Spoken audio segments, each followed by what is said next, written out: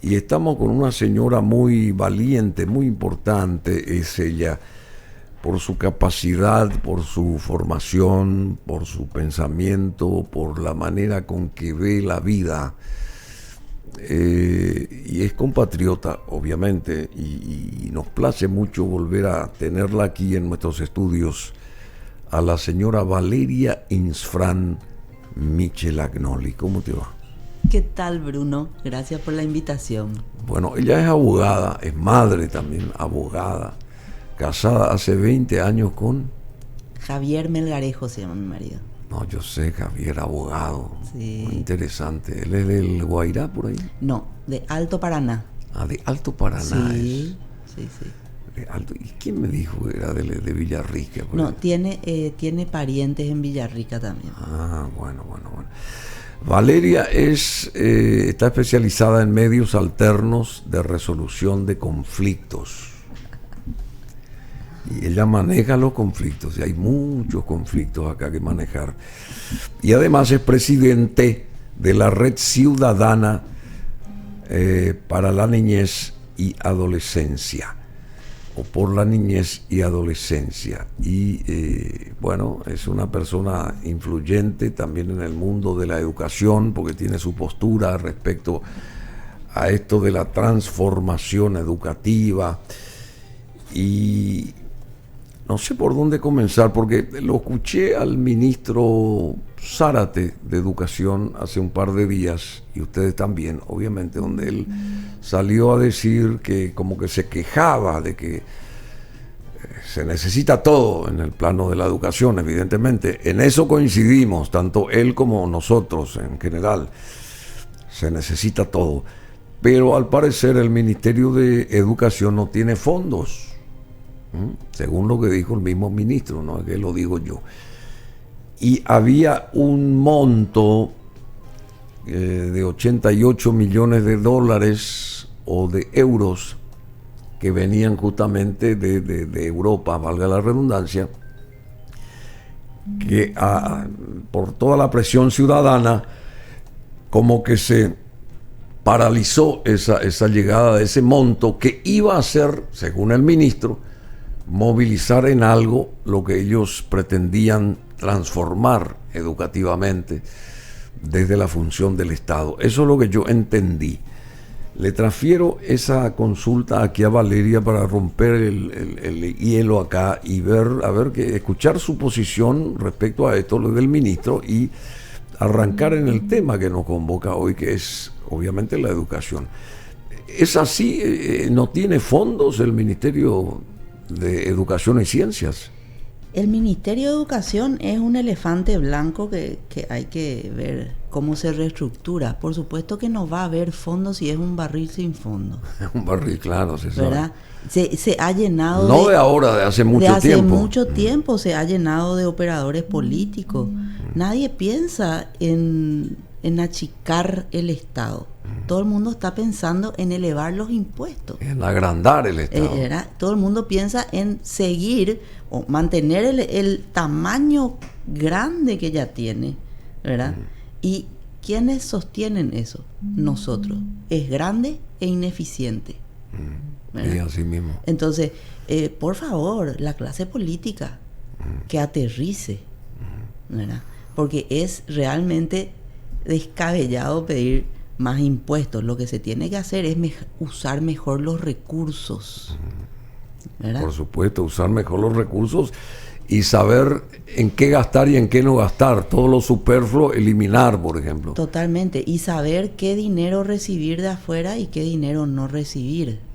También. En salvaguarda de los chicos, porque si el gobierno y el ministro se autoproclaman o se autoperciben pro vida y pro familia, deberían dejar sin efecto el convenio de la Unión Europea que dona 86 millones de euros. 86 millones, sí. Para el apoyo a la transformación educativa. ¿En qué punto? Esto ya dijimos muchísimas veces, pero como comienza el año hay que repasar un poco, 86 millones 86 millones de euros. Que va directamente... O sea, eso está en stand-by ahora. Eso no llegó, esa suma acá, todavía. No, eso ya se está ejecutando, Bruno. ¿Y cómo dicen que no llegó? Eso ya se está ejecutando. El ministro dice, te tira ese tema y te dice que eso está paralizado. Bueno, ahora estará en estudio porque pedimos la derogación y está en Cámara de Senadores. Pero de esa plata mucho ya se ejecutó. ¿Quiénes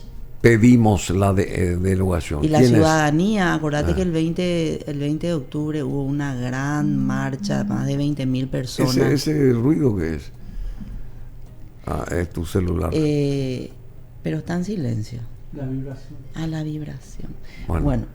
Después tuvimos una audiencia pública en noviembre, 7 horas de audiencia pública con varios senadores, 4 senadores. El año pasado.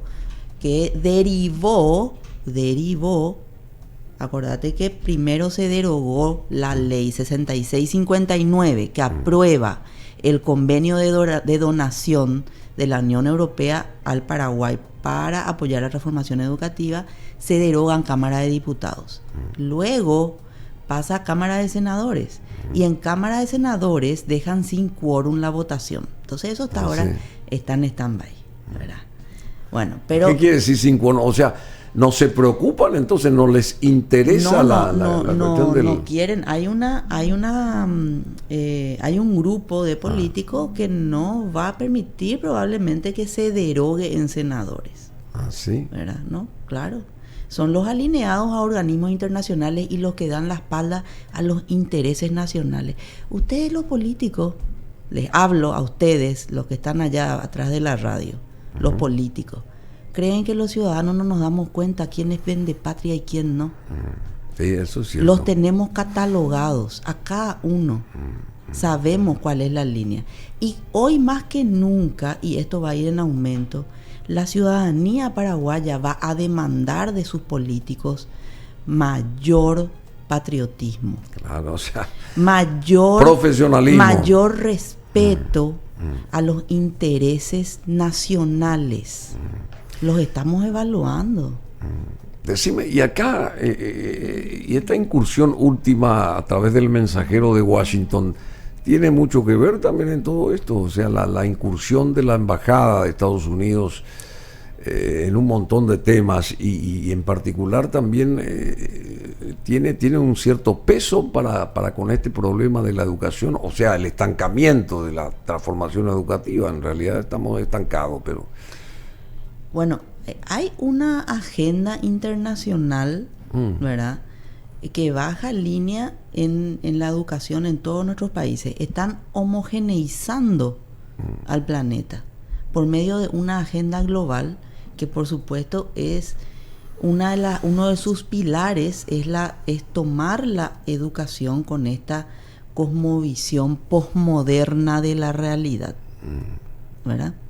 Que es la filosofía posmoderna, es la filosofía que caracteriza a estas políticas públicas que nos imponen desde organismos internacionales. Ahora, específicamente este señor que dice ser embajador, ¿verdad? Bueno, que viene en calidad de embajador, pero que es un activista LGTB, ya lo dije en otra entrevista, me voy a reafirmar. No me interesa irme nunca más a los Estados Unidos. ¿No te interesa? No me interesa. Interesa. O sea que la visa se pueden guardar la visa, bueno, no voy a pisar ni la vereda de la embajada. Ya dijiste. Siempre y cuando sigan violando nuestra soberanía nacional. ¿Ellos violan? Claro que sí. Injerencia grosera en asuntos internos. Es lo que han venido haciendo sistemáticamente. ¿Verdad? Entonces, una relación directa con sus actos y la educación, no expresamente no hay. Hay una agenda internacional. Sí, eso sí, pero el embajador lo que está haciendo es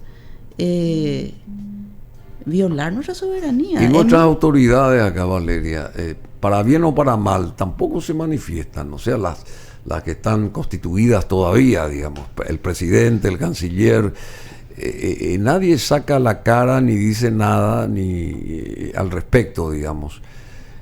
¿Cómo viene la mano acá? En mi opinión, sabes que estamos tan vaciados ya de la noción y el concepto de soberanía en nuestras propias autoridades. Ellos se han convertido en meros títeres. Títeres. Son títeres de extranjeros, esa es la verdad. Por eso se callan. Claro. A estos atropellos, porque acá no es el tema de Cartes es anecdótico. Sí, por supuesto. Acá lo que se atropella es una institucionalidad, es la soberanía de la República, y la gente está aplaudiendo según gustos políticos. Sí, así mismo. Y se olvidan de que la República es soberana. Pero ¿qué pasa?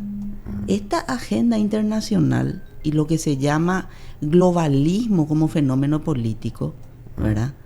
Como movimiento político global, justamente lo que ha hecho durante todos estos años es drenar la soberanía de nuestros países. Drenar. Claro, nos vaciaron de soberanía.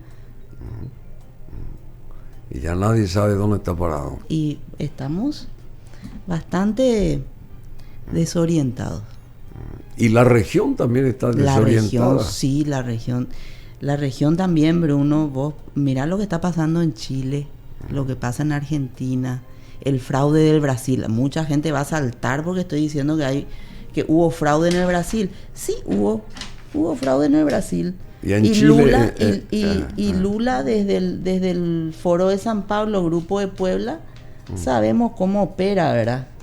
Son los grandes industriales de la miseria desde el socialismo del siglo XXI. Sí. Y en este país tenemos personeros, sabemos bien con nombre y apellido quiénes son los amigos de la brava barra, la barra brava del barrio continental.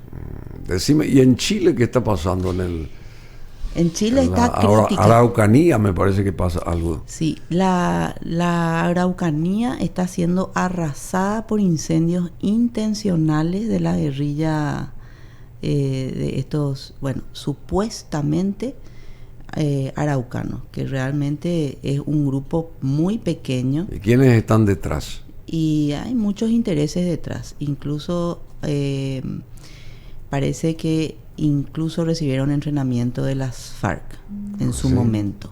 ¿Sí? Sí. Y hay financiación también de países fuera del continente. Así, che. Decime, y Brasil entonces, ¿y cómo va a ser lo de Brasil? Pasale el teléfono ahí. ¿Cómo va a ser? ¿Cómo va a ser Brasil? O sea, Lula y Brasil, ¿cómo van a estar a partir de ahora? Porque Lula arrancó el 1 de enero, estamos el 22 de febrero de este año. ¿Cómo va a ser el despertar del gobierno de Lula y hacia dónde apunta básicamente, según vos? ¿Por qué no hablamos del tema de la niñez, del plan educativo y todo eso? Bueno, ¿qué te parece? ¿Querés hablar del CONEC? ¿Verdad? Podemos hablar, por ejemplo, de lo que está pasando. Vos no querés ya hablar de lo que está, del avance del socialismo en América del Sur. Y sí, el socialismo del siglo XXI va a terminar mal esto. Vamos a ver. Ya sabemos lo que pasa cuando estos gobiernos llegan, ¿verdad? Pero la verdad, Bruno... ¿El Perú? Y el Perú está resistiendo bastante bien. El Perú reaccionó. No te digo que la nueva presidente es una maravilla, ¿verdad? Pero las instituciones peruanas están poniendo límites. Eso sí. Y eso es importante. Se están haciendo respetar las instituciones. Interesante es lo que está pasando en Perú. ¿Y en Bolivia? Y en Bolivia ahí hay se están comiendo entre los tiburones. Así. Bueno, vamos a esto que por eso la invitamos. El CONEC. ¿Qué es el CONEC? Es el Consejo Nacional de Educación y Ciencias. Y el Ejecutivo confirmó una nómina definitiva de candidatos que ahora dependen de la aprobación del Congreso. ¿Por dónde comenzar en este tema? ¿Quiénes son los nominados al CONEC? En fin, ¿cómo explicás a la audiencia así claramente y sucintamente lo que está pasando acá, en esta institución y la importancia de esta institución? Bueno, para en el mundo de la educación. Para que la audiencia entienda, nosotros tenemos que hilar un poco algunos hechos sí, por favor, que vienen aconteciendo. El año pasado, a fin de año, el ministerio anuncia que se reemplazan los ejes transversales del plan educativo en curso, ¿verdad? Porque nosotros, ¿qué pasó? Toda la ciudadanía se manifestó, ¿verdad? El eje de enfoque de derecho, inclusión, interculturalidad y otros fueron muy rebatidos, muy objetados, ¿verdad? Bueno, entonces viene a la viceministra Zulma Gómez y dice, bueno, estos ejes hemos cambiado, y ahora hace una semana también anuncia que ya no se va a llamar más transformación educativa. Ah, ya no. ¿Y cómo se va a llamar? Y es el Plan Desarrollo Educativo 2040. Es lo que ahora ellos nos presentan. O sea, del 2030 al 2040. Sí. ¿Plan educativo? Plan educativo de desarrollo, Plan de Desarrollo Educativo 2040. Es la nueva propuesta. Es lo que cambian porque hubo mucha resistencia a la transformación. Entonces cambian ese nombre y nos dicen, tranquilos señores, también los enfoques hemos cambiado y hemos sustituido esos enfoques criticados por enfoque de valores y familia, patriotismo y cultura, y enfoque comunicativo y tecnológico, ¿verdad? Bueno, ¿qué pasa? El plan... ¿Es el mismo o cambió la fachada nomás? No, cambió la fachada nomás. Sí, claro, por ¿verdad? eso. ¿Por qué? Cambió de nombre. Cambió de nombre y se maquilló un poquito, ¿verdad? Pero siempre y cuando siga vigente la ley 6659 con los mismos enfoques transversales, enfoque de derecho, enfoque de género expresamente en la ley, enfoque de interculturalidad, ¿verdad? Y de inclusión, es la ley la que rige encima de un plan, punto 1, punto 2 y más grave. Esa ley 6659 que nosotros queremos derogar, ¿qué es lo que financia? ¿Qué financia? El cambio del currículum y la formación docente. Eso ya se está ejecutando, ya se está trabajando en el cambio del currículum y ya se está formando a los nuevos docentes con estos enfoques transversales que nos dicen que del plan se sacó. El plan pues es un acto administrativo del ministerio. Sí. Es la política pública, es como la hoja de ruta del accionar del ministerio. ¿Entendés? Pero tenemos una ley que dice otra cosa. Entonces, tu plan puede ser una maravilla, pero nos están distrayendo con eso, porque la ley es la que está vigente y ya se está cumpliendo. Decime, ¿y los padres, dónde entran en todo esto? ¿Son consultados los padres o ya no tienen fuerza los padres? Vos sabés que esa es una buenísima pregunta, Bruno, porque otra vez se formó una mesa técnica de padres, entre comillas, que está en el Ministerio de Educación. Se sientan los padres ahí, ¿verdad? Hay varias organizaciones, federaciones de padres que están ahí sentados, ¿verdad? Pero ellos se van con buena fe y no entienden que el ministerio hace eso a los meros efectos de validar un proceso y con mala fe, porque mienten sistemáticamente. ¿Vos decís que este ministro, con lo que dijo recientemente, sigue mintiendo supuestamente, o cómo es el asunto? A una realidad que vos estás... Sí, a mí me encantaría tener un debate público con el ministro. ¿Nunca pudiste hablar con él? No, digamos? Él me llamó una vez. ¿Y? Me llamó una vez después, en el día de la manifestación del 20 de octubre, a la tarde, después de que sacamos a las calles más de 20.000 personas, me llamó y me dijo, señora Valeria, vamos a sacar todos estos ejes que ustedes están cuestionando, vamos a sacar. Y yo le digo, pero no es conmigo con quien tiene que hablar, señor. Usted tiene que hablar con nuestros representantes en el comité estratégico, quienes eran el padre Narciso Velázquez, rector de la Universidad Católica, y el pastor Micenas, ¿verdad? Y un representante de padre, el ingeniero Ortigosa. Esos eran nuestros 3 representantes.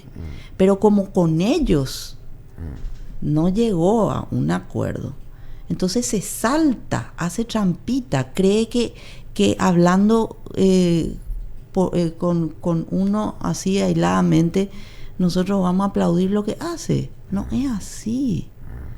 No es así. Bueno, y ellos insisten, o sea que ellos digo, el Estado, el Ministerio de Educación sigue insistiendo en una fórmula y no se van a apear de la misma. Yo te voy a contar nomás para que vos veas, atender la mala fe, el grado de mala fe. Este es un comunicado de una de las federaciones que está en la mesa técnica de padres en el MEC. Y dice, ¿qué es lo que se estuvo tratando en esa mesa técnica de padres? No se trató todavía a fondo el plan de desarrollo educativo 2040. Lo que se estuvo tratando es la modificación de una guía interinstitucional para la atención de casos de abusos sexuales en niños. ¿Por qué se estuvo tratando eso? Porque contenía el famoso tema del género. Estaba viciada esa guía con la ideología de género. Siguen insistiendo en eso. Esa es una guía del 2000, no sé de qué año, 2015 probablemente, si no me equivoco. No quiero asegurar porque no estoy segura el año de esa guía que entró en revisión, ¿verdad? Entonces ahora, ¿qué es lo que pasó últimamente? Que se estuvo estudiando en esa mesa técnica de padres, recibiendo las objeciones y los aportes de los padres en esa mesa técnica, para elaborar una nueva guía. La guía que se trabajó en esa mesa estaba muy bien, no tenía ideología, no estaba viciada por conceptos ideologizados. Era aséptica. Estaba bien, ¿verdad? Bueno, pero ¿qué pasó? Y manifiesta la FEDAPAR. ¿Tenemos tiempo o querés una pausa? No, vamos. Dice, desde la FEDAPAR, Federación de Asociaciones de Padres de Colegios Privados, cumplimos en informar a la ciudadanía sobre la resolución 192/23 del MEC de fecha 7 de febrero pasado, que aprueba la guía de actuación en el ámbito educativo ante la detección de acoso o abuso sexual en la niñez y adolescencia. Y lo hacemos como sigue. 1. La guía fue estudiada en la mesa técnica de padres. El MEC recibió aportes de los padres y los introdujo a la guía. El documento aparentemente quedó libre de conceptos ideologizados, pero luego del trabajo con los representantes de diferentes federaciones de padres, aparentemente te dice. El 18 de enero el MEC nos envía al mail la minuta con el acta de la última reunión de la mesa técnica y la guía de actuación con las correcciones propuestas por los padres.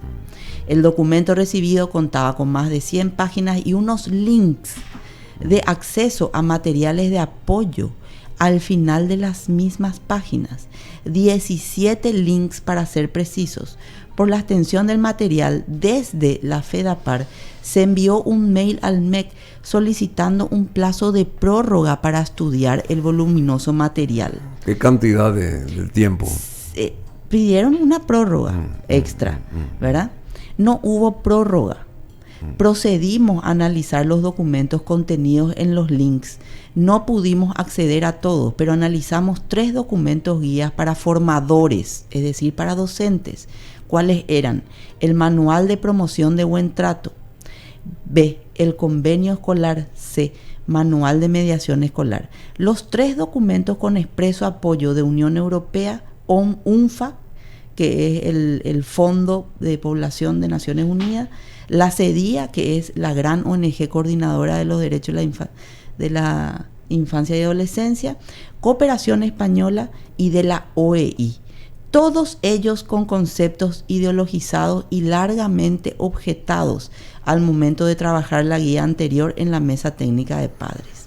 En los links estaba el veneno. En los links. ¿Entendés?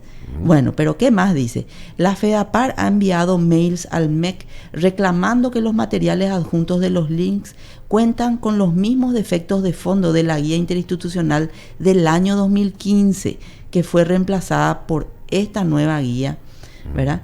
Que contienen prejuicios contra el ambiente familiar, como los enfoques de derechos y género.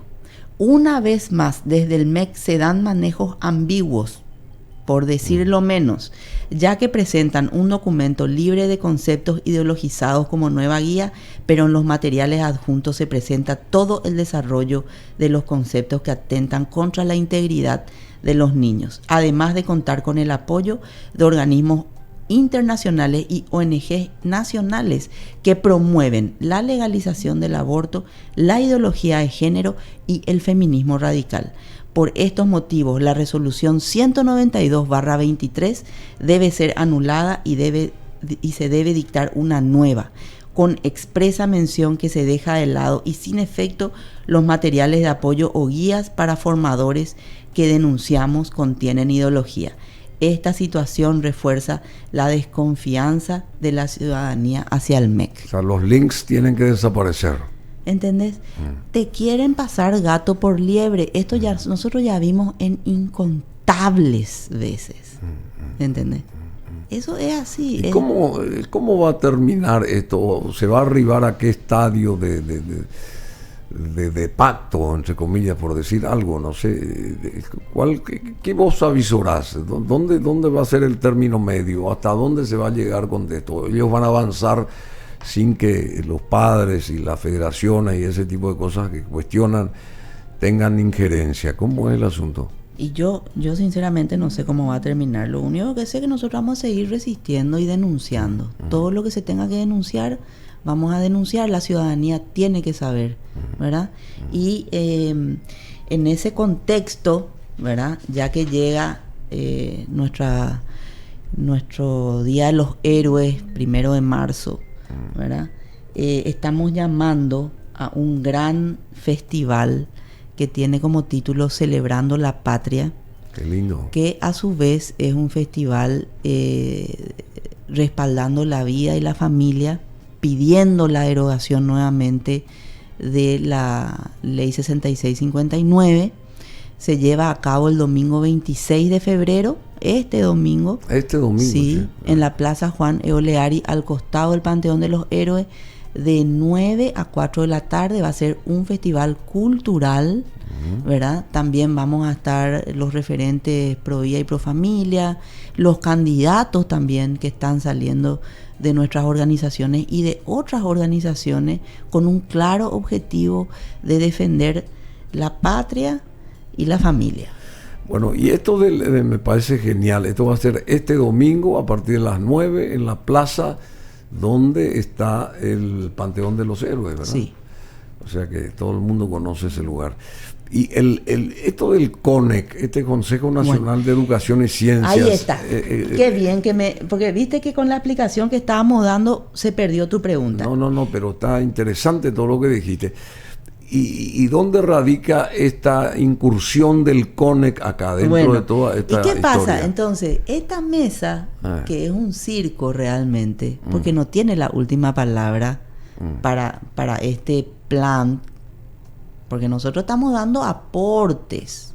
Plan de transformación que ellos llaman Plan de Desarrollo Educativo 2040. Bueno, entonces en esta mesa, ¿qué es lo que se está haciendo? Se está validando lo que está haciendo el ministerio, pero esta mesa técnica de padres no tiene la última palabra, porque todos los materiales que se elaboren ahí o las propuestas que se presenten, se va a correr vista al CONEC. Sí. Y el CONEC, junto con el ministro, tienen la última palabra. ¿Entendés? De decir, si es que eso va a quedar así como nosotros proponemos o no. ¿Ves? Y bueno. Entonces... O sea, el CONEC, reitero, es el Consejo Nacional de Educación y Ciencias, instancia vacante hace 5 años, dice, y que deberá analizar los antecedentes del Plan Nacional de Transformación Educativa 2040. La lista debe ser aprobada por las comisiones de educación del Senado y luego de diputados, y hoy la Comisión de Educación de la Cámara Alta postergó el tema para la próxima semana. Bueno, van tirando para adelante todas las historias. La Presidencia de la República remitió a la Cámara de Senadores la nota número 716 con la nómina definitiva de los 8 profesionales seleccionados para conformar el Consejo Nacional de Educación y Ciencias. ¿Quiénes son estos señores? Bueno, y están nominados hasta, yo creo que sigue siendo la misma lista que estuvo circulando el año pasado, obviamente, ¿verdad? Están nominados Margarita Miró, ¿verdad?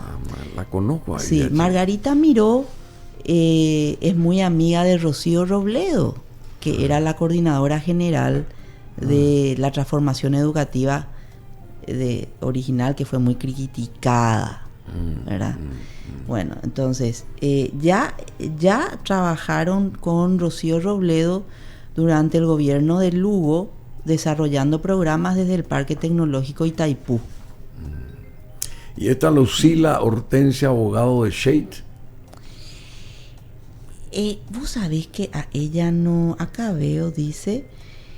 bueno, ella es una señora que está de acuerdo con la perspectiva de género, tiene un trabajo elaborado, dice, es un paper, mujeres deben ser protagonistas y ejercer cargos de poder, Lucila, abogado de Shade, y dice que afirma que la perspectiva de género es indispensable para un cambio. Es doctora en educación de la Universidad Nacional de Itapúa. Debe ser pariente de Sofía Shade, esta señora. No tengo idea, pero ya en este paper se puede ver cuáles son sus convicciones, ¿verdad? Que te dicen mucho ya hacia dónde va a ir. Jorge Gustavo García Riart.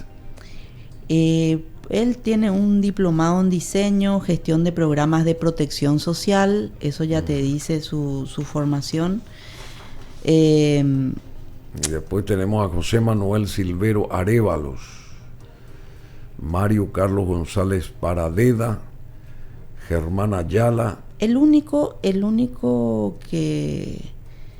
La única persona que aparentemente, yo no los conozco, yo solamente me fijé un poquitito en sus perfiles de LinkedIn, donde están los currículum y los trabajos publicados. Salvadora Jiménez Amarilla. Bueno, Salvadora Jiménez es también miembro del Instituto de Desarrollo, que cobró 840 millones para hacer el anterior Plan Nacional de Transformación Educativa.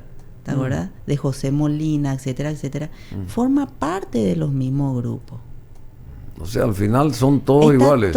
Están las mismas personas. Claro, y también incluso estuvo nominado, no sé, creo que ahora por su candidatura o su incursión en la política de vuelta, Martín Burr. También. Claro, y Martín Burr es fundador de Juntos por la Educación. Sí. Por supuesto, maneja todo este tema de las ONGs, es miembro del board del Foro Económico Mundial, es parte integrante de la Fundación Klaus Schwab, ¿verdad? Presidente del Foro Económico Mundial, de donde nos vienen todas estas agendas. ¿Ah, sí? Sí, señor. Y bueno, o sea que... Es un circo. Está todo digitado. Entonces está en una suerte de tierra movediza. Entonces, está todo digitado, pero vamos a seguir resistiendo, vamos a seguir denunciando. Esa es nuestra responsabilidad. Y bueno, ¿qué te puedo decir? Y realmente, y en la parte educativa específicamente, o sea, la parte, no sé si es técnica la palabra... ¿Cuál podría ser un avance a nivel educativo real que nosotros tendríamos que tener? Porque acá hay que revisar todo, evidentemente, pero lo que concierne a la propia educación, ¿por qué no se da hincapié a eso, a la educación netamente? O sea, hacer que la gente entienda el poder de la educación. No sé cómo te voy a explicar. Todos queremos una mejor educación.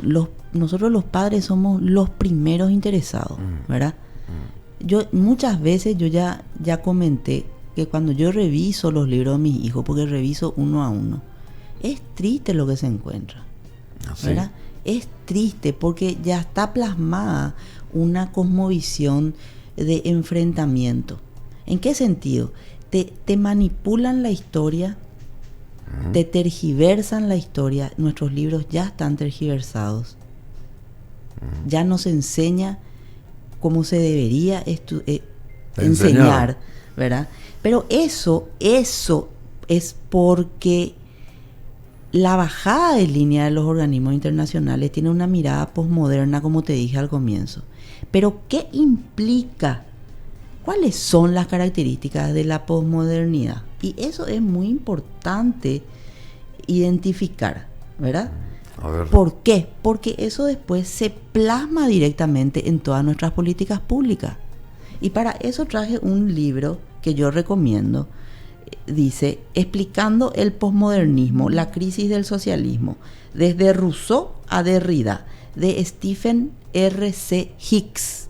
Él es un canadiense y es interesantísimo su análisis. Y él dice, el posmodernismo es antirrealista.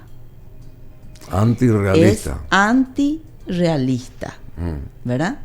Niega la razón. Niega la razón. Es subjetivo. Es subjetivo. Los relatos posmodernos de la naturaleza humana son siempre colectivistas. ¿Qué significa eso? Que ya no importa, la educación ya no va a ser más personalista. No es más la persona como individuo, sino que las entidades de los individuos son construidas en gran parte por los grupos sociolingüísticos de los que forman parte. Y ahí entran a tallar las dimensiones de género, raza, origen étnico y riqueza.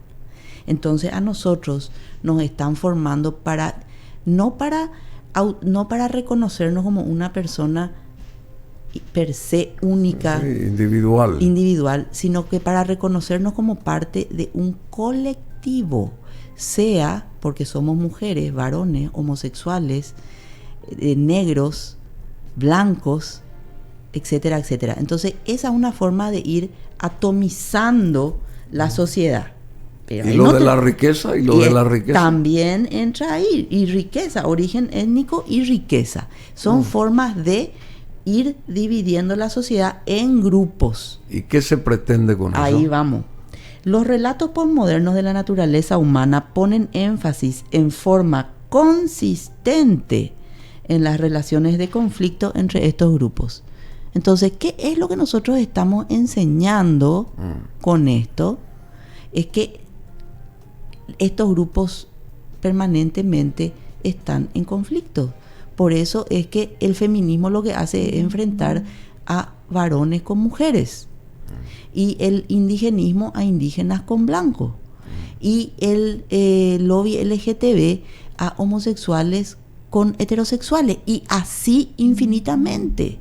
Y el marxismo clásico, ¿verdad? Porque esto ya es comunismo posmoderno o marxismo posmoderno, como le quiera llamar. El marxismo clásico lo que hacía era enfrentar ricos y pobres.